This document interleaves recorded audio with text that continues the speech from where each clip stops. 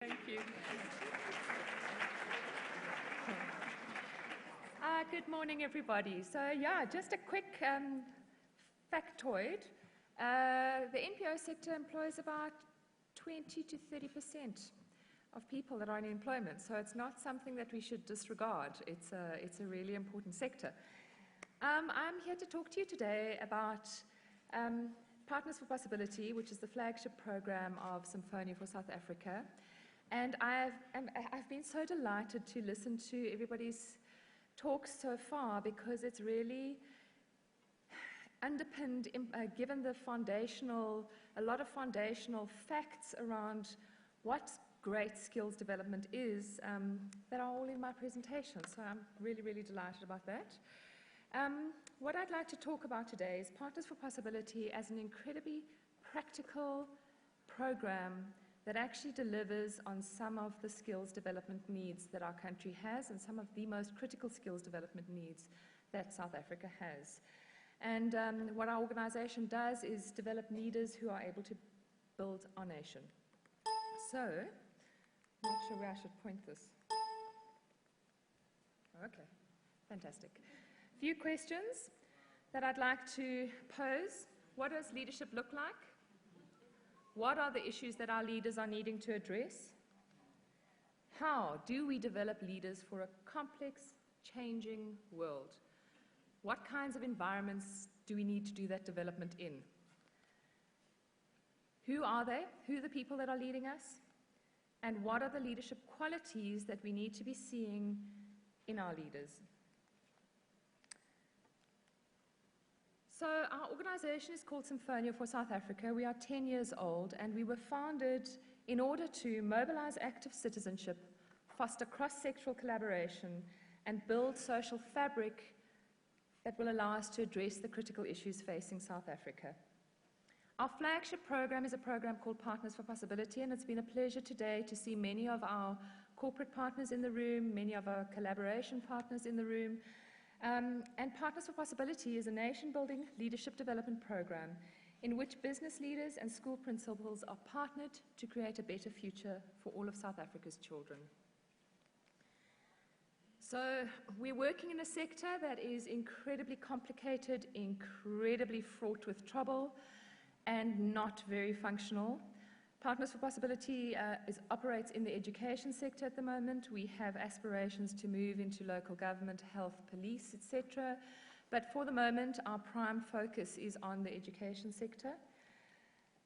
And really what we look at is how is it that we can deal with the systems in our country that are not functioning well, that are complicated, that are deeply fraught with underlying problems that really look something like the education system. So looking at the education system, we have an underpinning of dysfunctionality that's never been dismantled properly, on top of which we have multiple compounding factors leading to what we are seeing in our education system, which I'm sure you are all familiar with. 78% of our kids in grade 4 not being able to read for meaning. Our graduates are about an 80% dropout rate from the kids starting in grade 1 to getting through to any form of valuable certification that they can use in the workforce, and the unemployment rates that we are dealing with. And our question is this: how do you deal with a problem that looks like this? It's a Gordonian knot of complexity. There is no silver bullet. There is no single solution. There is no one size fits all. And our belief is very firm that the only way that you can deal with this kind of issue is to capacitate the human beings that you are asking to lead the change on the ground. So to equip the human beings you are asking to lead change with the necessary skills, network, and capabilities to lead that change.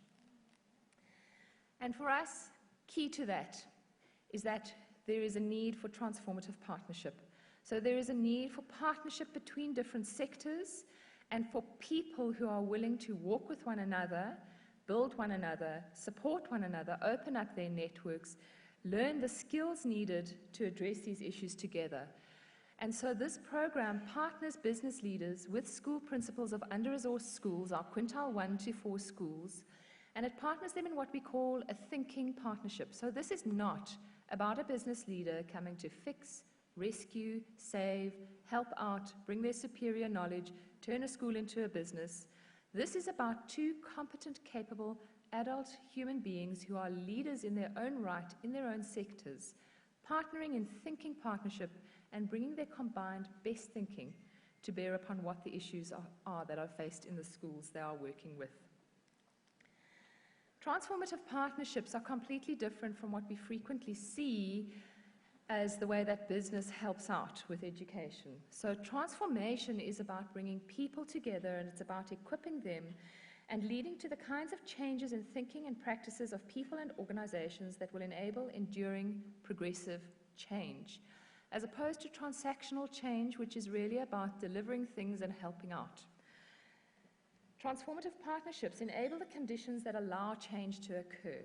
And what we say with this program is that we do not guarantee success, but what we do is we equip the people whose role it is to drive success, and we give them the tools that they need to achieve that.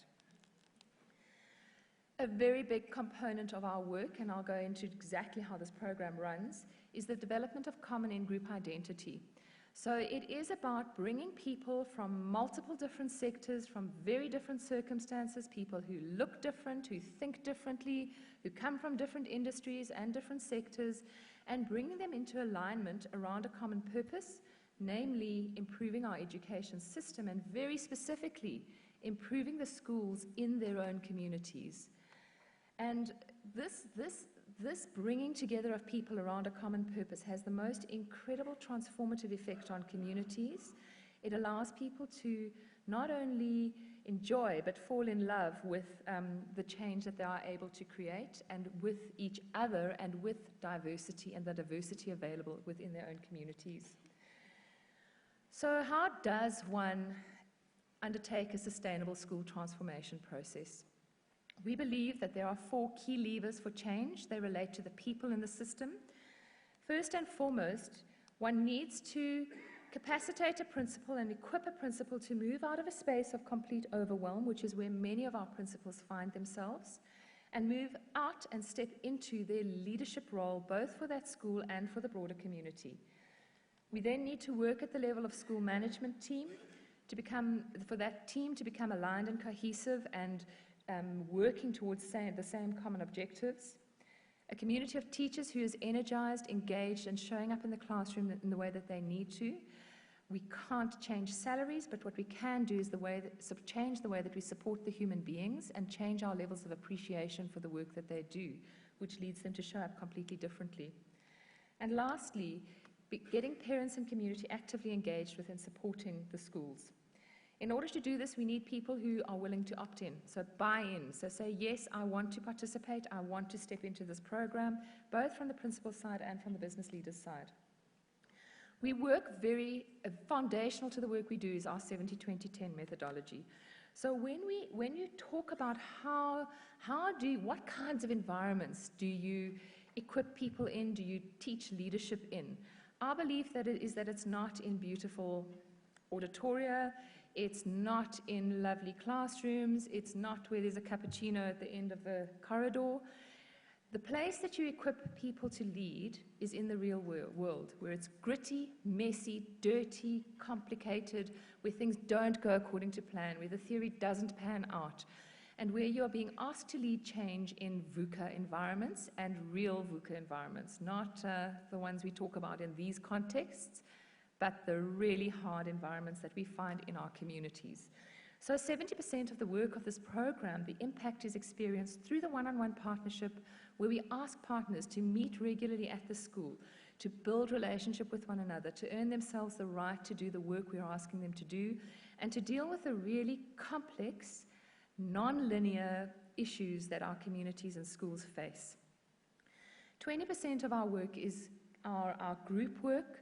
As human beings, we learn best also when we are in community with other people, when we are on a journey, we're able to communicate, bounce ideas off each other, learn from one another. And so every partnership that we create, we send into their program together as part of a community of practice, 8 to 10 similar partnerships all at different schools, all in a broad geographic area, facilitated by a coach or learning process facilitator, and who are able to meet regularly and really grapple with some of the issues that they are dealing with in the schools. We look for maximum diversity when we create these circles, so we have very different people participating in the program. And what happens is that there is this exposure to people of 360-degree thinking, and there is also this multiplier effect on network. So people are able to draw on the networks that come through these partnerships in order to start to create change within the schools. The last 10% component is our training work. It's very relevant to what we do. It's not classroom-based, it's real, it's didactic. I mean, it's not didactic, it's real, it's tangible, and it's designed to catalyze and equip leaders for the change process that they are in. This is basically a very brief overview. The program is a year long. It's very intensive, but it is the most incredibly rewarding thing that one could possibly hope to do, to deliver and equip and facilitate real change for hundreds and hundreds of children and for whole communities. Our leadership development methodology basically consists of 15 interwoven methodologies, 15 different elements that really allow for deep, enduring, sustainable, real change to take place. And so, looking here, up till about level 6, that's what you would ordinarily have in any kind of typical learning environment, developmental environment. But once you move past that, once we start working with the concept of positive psychology, so the art of possibility, what is present that we can draw on? What is strong, not what's wrong? How do we mobilize our community assets to achieve our goals? When we look at the depth of the power that comes through reflection and sense-making, we're doing a huge amount of reflective work on the level of I, what's changing for me, we, what's changing in our relationship and in our relationships in this program, and the work. What is the change that we are able to effect in this environment we are working in this school? Theory U, so not jumping to solutions, immersing yourself, understanding context, developing compassion, becoming courageous to try where you don't know what the solutions are. Being out of your comfort zone, very much a one-on-one partnership with another human being who cares deeply about the work you are doing together. Time to think, immersion, an opportunity to lead beyond authority and do legacy work, and meaning and purpose.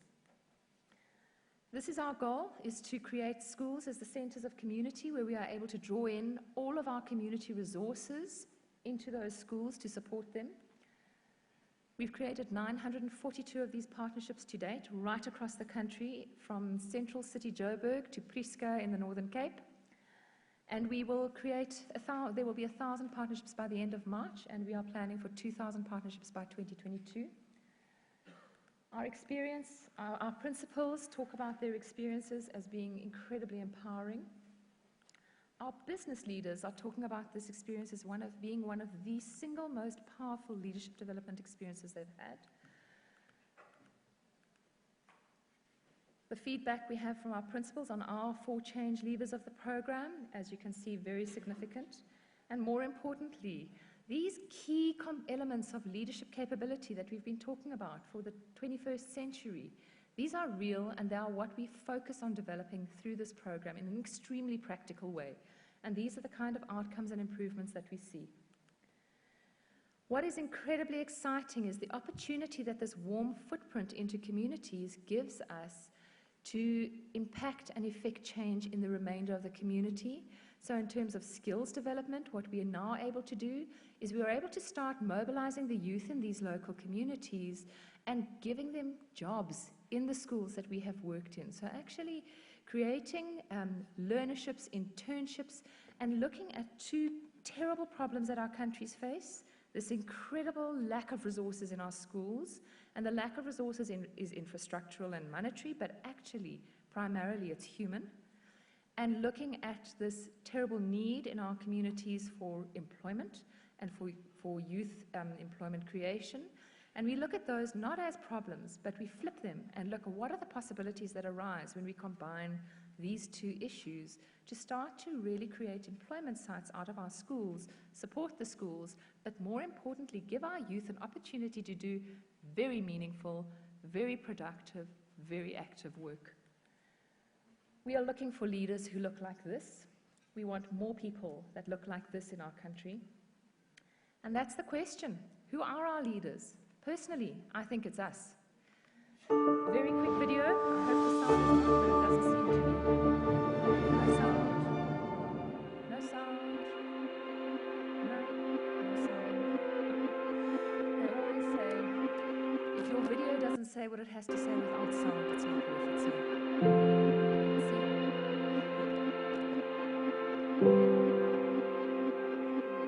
Principals are not trained to run schools like businesses. You're a teacher today, and tomorrow you find yourself being a principal with very little, if no training. Partners for Possibility bring business leaders and principals in a reciprocal Okay, so let's go back and start again.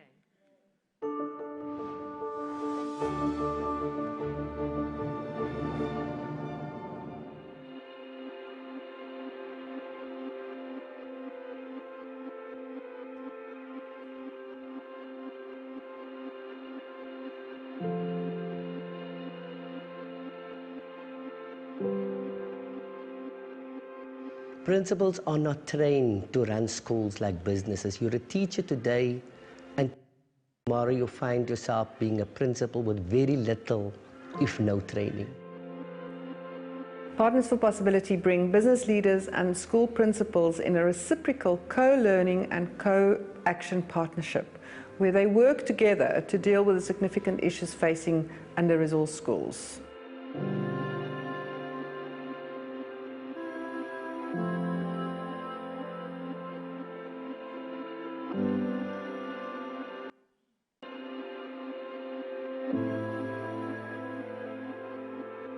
School principals learn from business leaders about HR and IT and finance, and business leaders learn about life in an under-resourced community, how to get things done when you have very little direct control.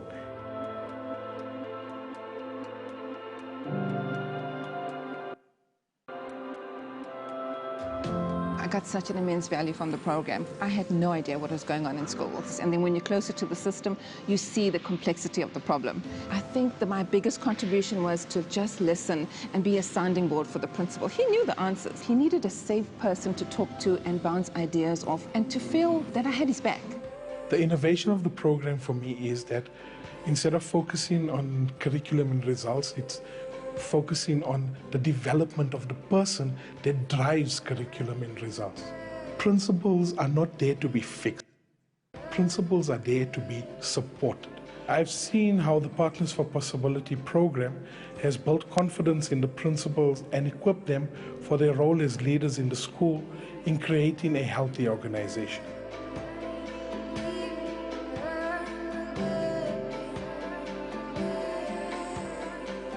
The program is designed for scale. It is very easy for us to roll this out in tiny rural towns across South Africa. We can tap into the local assets, the local business leaders who understand that community and who care about that community. We are healing our country.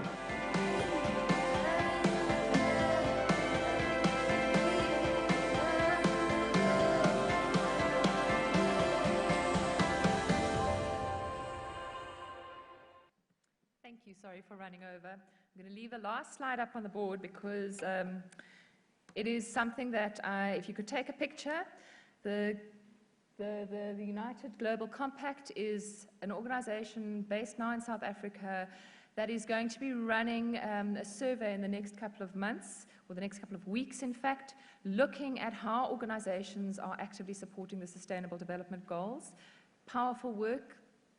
Consider doing the survey. Thanks.